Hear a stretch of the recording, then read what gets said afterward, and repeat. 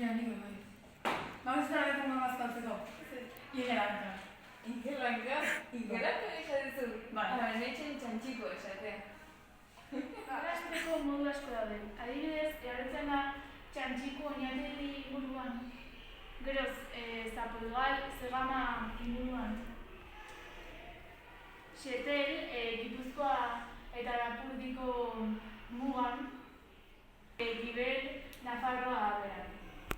Bukatzeko dago Ugario, Bizkaiako hainbat tokitan. Ikusten hasi bezala. Beitu, tximeleta. Bai, ze polita pelpelin pausa. Bueno, hain ikusi bezala tximeleta esateko modu asko da ere Euskal Herrin. Adibidez, lehenengotagoa txipeleta esate zaio hemen izaren, Gipuzkoa eta Bizkaian hegoalden, horrekin. Eta gero pinpilin pausa baita ere Lapurdi eta Gipuzkoan muga hortatik. Gero Mitxel eta Bizkaieraz, Korte Zubin esaten dela. Eta ingumare bai, hola Donostialden. Eta tximutx beste adibide bat, gaintzan, Gipuzkera da hori ere bai. Eta bueno, hala ere ikusten hemen askoz hitz gehiago da ere, hauek nik esentitunak adibide beste iketzen. Ibitxez politik atu behin bat nahi dut.